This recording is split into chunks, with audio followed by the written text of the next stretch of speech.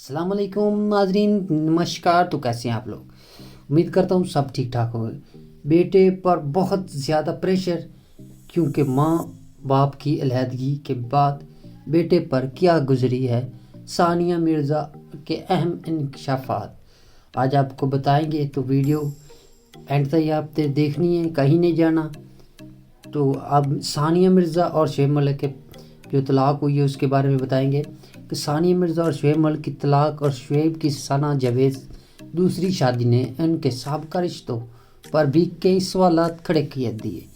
हालिया इसमें सानिया मिर्ज़ा का मौक़िफ़ समा टीवी लाहौर के ब्यूरो चीफ नईम हनीफ ने भी शेयर किया था। नईम हनीफ ने बताया कि शुएब मलिक की दूसरी शादी के बाद उन्होंने सानिया मिर्ज़ा को फ़ोन किया था कि सानिया मिर्ज़ा शुएब मलिक के दूसरे शादी के अजान मिर्ज़ा मलिक के ज़हनी सेहत के मुतल्लिक़ तफसीलात शेयर करें। तो मेज़बान यासर शामी ने भी ऐसे कर इंटरव्यू किया। अजान मिर्ज़ा मलिक के बारे में मालूमात बताई हुई कि अजान मिर्ज़ा मलिक स्कूल नहीं जा रहा था, तो सानिया मिर्ज़ा को भारत ले गई क्योंकि बच्चा अपने स्कूल में भी बहुत दबाव का सामना कर रहा था।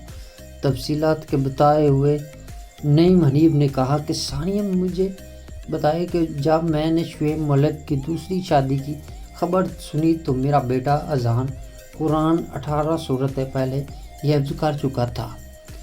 तो सानिया मिर्ज़ा ने बताया कि शुएब से शादी के फ़ैसले पर पछतावा हुआ क्योंकि ख़ानदान और दूसरे दोस्तों ने शादी से पहले ही खबरदार कर दिया था। वो फ़िलहाल पाकिस्तान में आने को तैयार नहीं है, लेकिन वो पाकिस्तान की इज़्ज़त करती है। वो शुएब मलिक की फैमिली से भी नाराज़ नहीं है। नईम हनीफ ने कहा कि सानिया मिर्ज़ा और अहले खाना बताया कि शुएब मलिक के मामलात उनके लिए नए नहीं हैं। उन्होंने इस तमाम रिपोर्ट्स में मिल रही थी कि नईम हनीफ को कहा कि अजान मिर्ज़ा मलिक और इस स्कूल नहीं जा रहा क्योंकि वो अपने वालिदैन के तलाक और अपने वालिद की दूसरी शादी के हवाले से सवालात से दूर रहना चाहते हैं, जो सानिया मिर्ज़ा की वजह से एक आलमी रुझान बन गया है।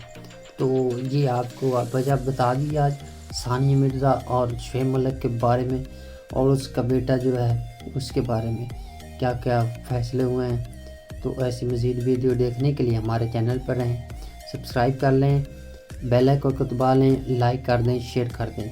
शुक्रिया। अल्लाह हाफिज़।